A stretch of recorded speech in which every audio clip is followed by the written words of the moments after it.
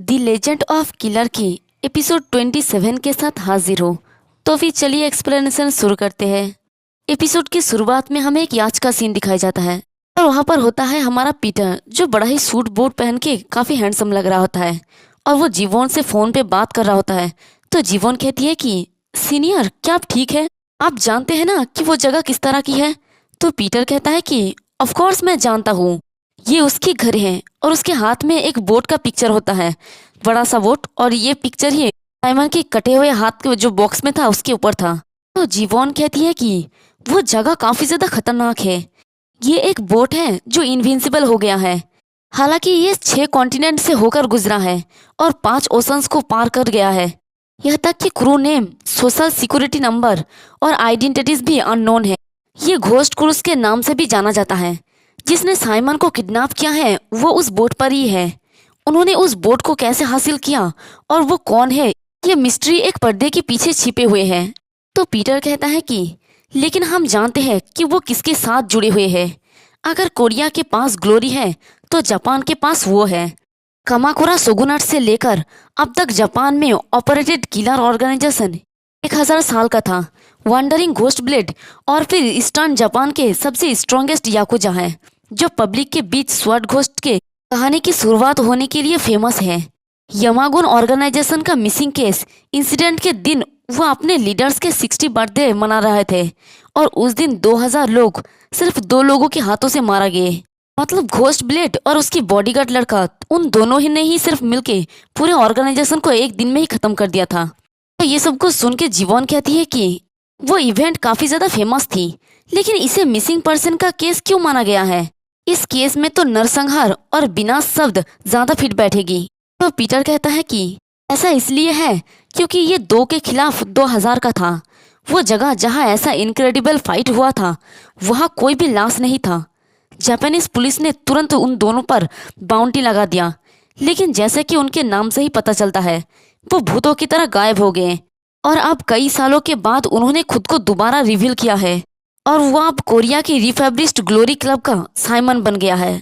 तो जीवोन कहती है कि आप इस बारे में इतना कुछ जानते हैं तो फिर आप वहाँ पर अकेला क्यों जा रहे हैं? वो एक स्किल्ड किलर है जिसने सीनियर साइमन का एक हाथ काट दिया, और तो और ये सब ओशन के बीच में है। अगर आप अकेले ही वहाँ पर जाओगे और मर गए तो आप सिर्फ बेकार में ही मरोगे। क्या आप सच में बिना किसी सपोर्ट के ठीक रहोगे? तो पीटर कहता है कि चाहे वो जगह कितना भी खतरनाक क्यों ना हो, इम्पोर्टेंट ये है कि मैं कितने लोगों के साथ फाइट करूंगा, और चाहे मुझे कितने भी लोगों को मारना पड़े मैं किसी को भी जिंदा नहीं छोड़ूंगा। मैं ये मेक श्योर करूंगा कि उन्हें मेरे भाई की खून का कीमत चुकाना पड़े, और वैसे मेरे पास हेल्पर भी है। ये सुन के जीवोन कहती है कि क्या आपने क्या कहा? तभी पीटर को कोई चिल्ला के कहता है कि तुम बस खुद को कूल दिखाना चाहते हो। क्यों क्यों सिर्फ हम ही इस तरह के कपड़े पहने हुए हैं?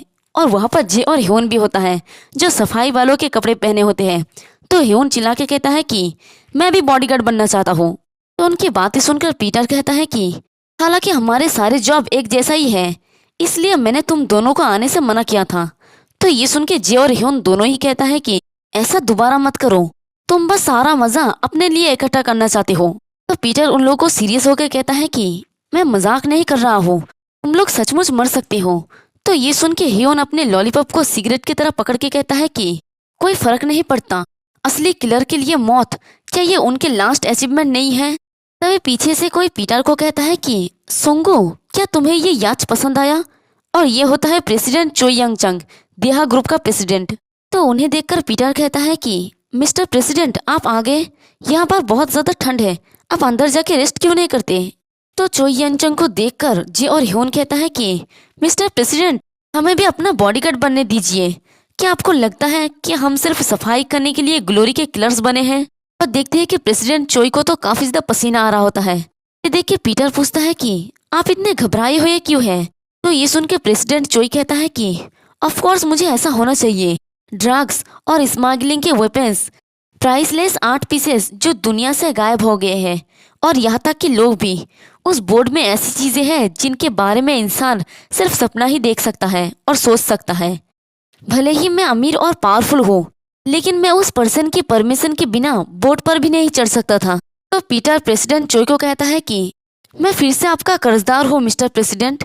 तो प्रेसिडेंट चोई कहता है कि ऑल राइट, तुम्हें मेरे प्रति कर्जदार नहीं होना चाहिए। ओह ये देखो, यही है डिसाइपल साइमन का घोस्ट क्रूज।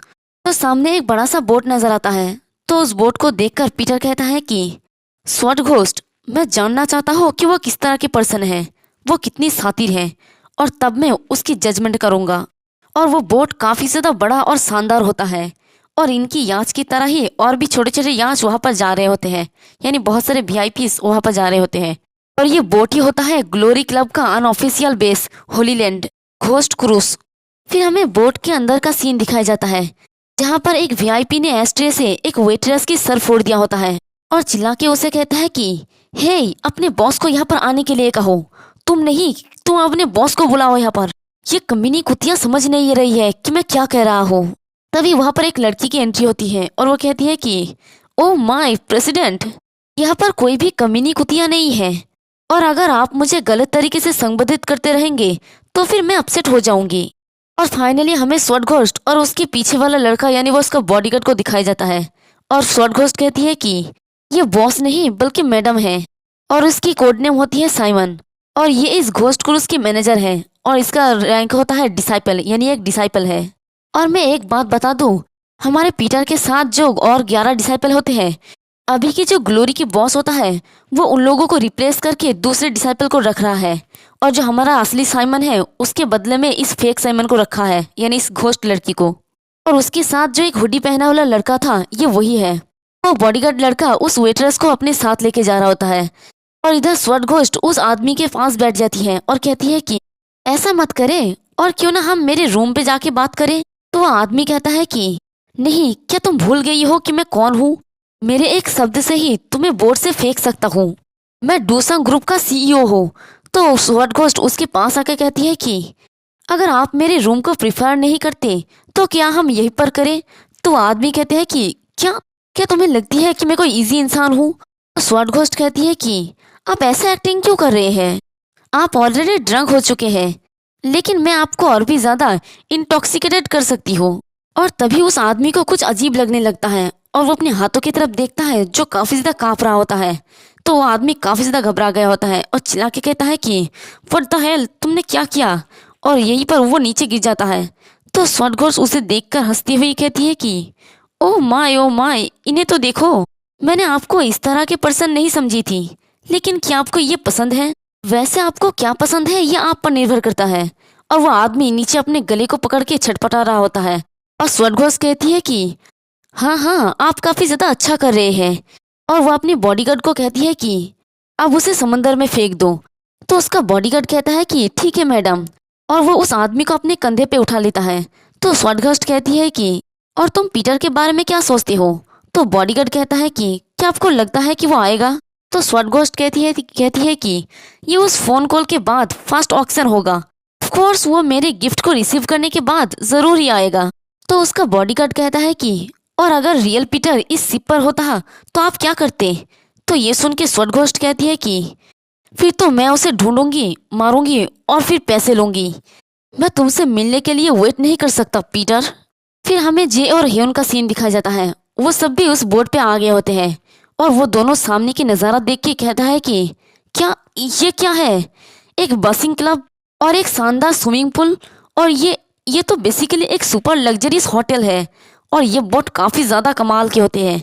और वो दोनों ये देख के हैरानी से कहता है कि दुनिया भर से अमीर लोग यहाँ पर इकट्ठा हुए हैं, ये लोग शायद अपने पिछवाड़े को भी पैसे से पूछते होंगे, है ना?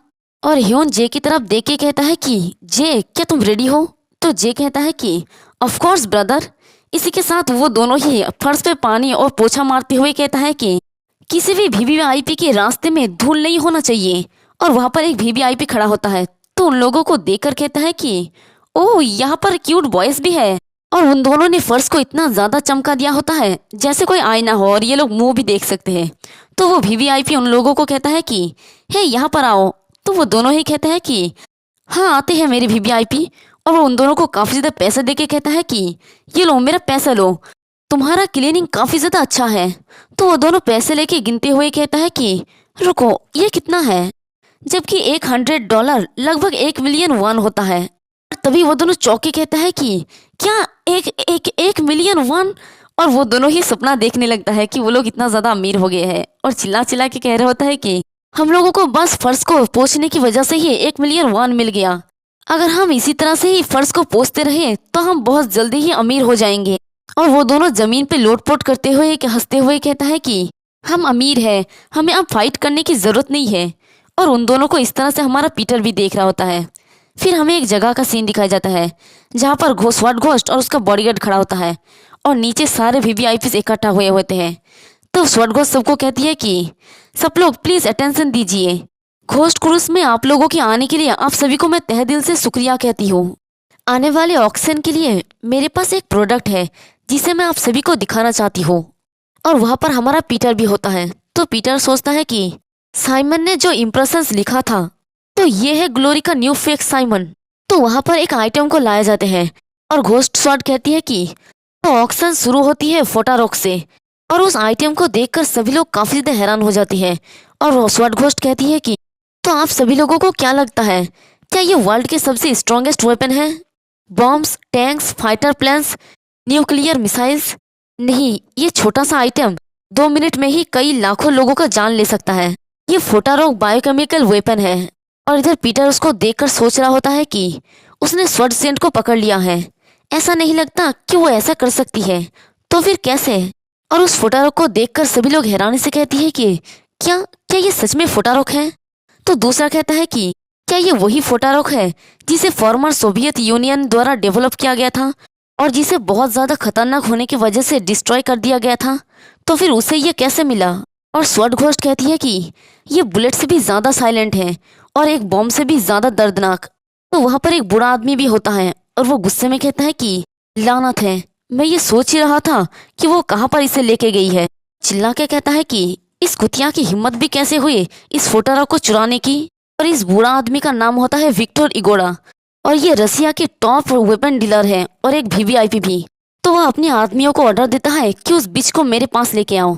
तो उसका आदमी भी आगे बढ़ते हुए कहता है कि ठीक है बॉस। और वो लोग जैसे ही सीढ़ी में चढ़ रहा होता है तो स्वॉर्ड घोस्ट की बॉडीगार्ड उन दोनों के चेहरे पे हाथ रख के उन्हें रोक लेता है और कहता है कि आप लोग इस पॉइंट से आगे नहीं बढ़ सकते। और ये सब कुछ देख के बाकी वीवीआईपीस कहने लगता है कि क्या आखिर ये सब चल क्या रहा है? लेकिन वो दोनों आदमी उस बॉडीगार्ड का बात नहीं सुनता है और उसका आगे बढ़ते हुए कहता है कि हट जाओ ब्रदर, अगर तुम मरना नहीं चाहते तो। और स्वॉर्ड घोस्ट के पास जाके कहता है कि हे मैनेजर, अगर तुम ओबीडियंट हो के हमें फॉलो करती हो तो तुम्हें चोट नहीं लगेगी। तो स्वॉर्ड घोस्ट उनकी बातों पे ज्यादा ध्यान नहीं देती और कहती है कि स्लो, ये बहुत ही ज्यादा स्लो है। ये सुन के वो दोनों आदमी कहता है कि क्या? तो स्वॉर्ड घोस्ट कहती है कि तुम लोगों को इसे महसूस करने में थोड़ा समय लग रहा है। तो तब भी वो दोनों को समझ नहीं पाता और तभी वो दोनों अपने चेहरे को पकड़ के नीचे बैठ जाता है और गिर जाता है और चिल्ला रहा होता है काफी ज्यादा। ये देख के पीटर हैरानी से कहते हैं कि क्या क्या मैंने सही देखा? और बाकी लोग जो कुछ देख नहीं पाता वो लोग हैरानी से कहता है कि क्या वो लोग अचानक से ऐसा क्यों कर रहे हैं?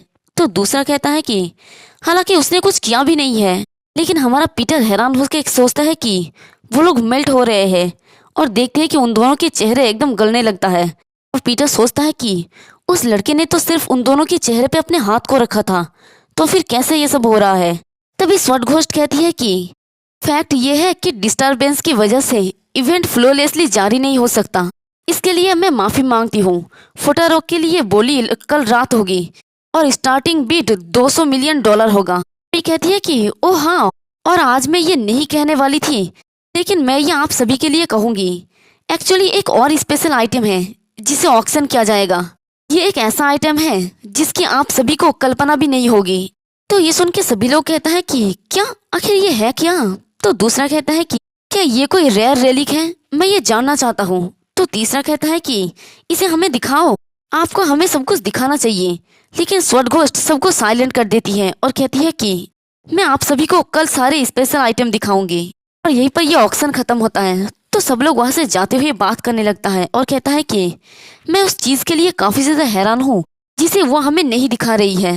क्या ये फोटारोक से भी ज्यादा बेहतर है? तो दूसरा कहता है कि मैं कल का इंतजार कर रहा हूँ। और यहाँ पर हमारा पीटर काफी ज्यादा गुस्सा होता है क्योंकि उसे तो पता होता है कि वो स्पेशल आइटम क्या है। और वो अपने मन में कहता है कि साइमन, आखिर तुम हो कहाँ पर? और स्वॉर्ड घोस्ट और उसका बॉडीगार्ड उन सभी को जाते हुए देख रहा होता है। तो उसका बॉडीगार्ड पूछता है कि क्या उन लोगों में पीटर है? तो स्वॉट घोस्ट कहती है कि मुझे नहीं पता, लेकिन हम ये कल पता लगाएंगे। अगर वो नहीं आएगा तो वो उसे भी देख नहीं पाएगा, यानी साइमन को।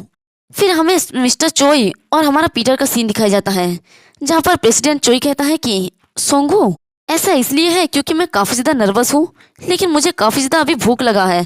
चलो बैंक्वेट हॉल में चलते हैं और कुछ खाते हैं। तो पीटर कहता है कि ठीक है मिस्टर प्रेसिडेंट। तो मिस्टर चोई कहता है कि ओह, और तुम्हें इसे पहले ही देखना चाहिए, लेकिन तुम्हें बहुत केयरफुल रहना चाहिए। वो औरत, पॉलिटिशियन, बिजनेस वोमेन, या चाहे तुम किसी भी तरह की वीवीआईपी हो, तुम्हें इस बोर्ड पर उसके वर्ड्स जरूर ही सुनना चाहिए। मैं जितने भी लोगों को जानता हूँ उनमें से वो सबसे एक्सट्रीम पर्सन है। और वो आदमी, तभी पीछे से कोई वैसे कहता है कि प्रेसिडेंट चोई। तो वहाँ पर स्वॉट घोस्ट और उसका बॉडीगार्ड आए होते हैं। तो स्वॉट घोस्ट कहती है कि क्या आपको ढूंढना इतना ज्यादा डिफिकल्ट क्यों है? जब मैंने आपको इनवाइट नहीं किया तब आप नहीं आए, लेकिन ऐसा लगता है कि ये फोटो काफी ज्यादा आकर्षक था। काफी समय हो गया ना जब से हम एक दूसरे को देखे हैं, इसलिए चलिए साथ में खाना खाते हैं। मैं अच्छा मल्टी कोर्स मील प्रिपेयर करूंगी।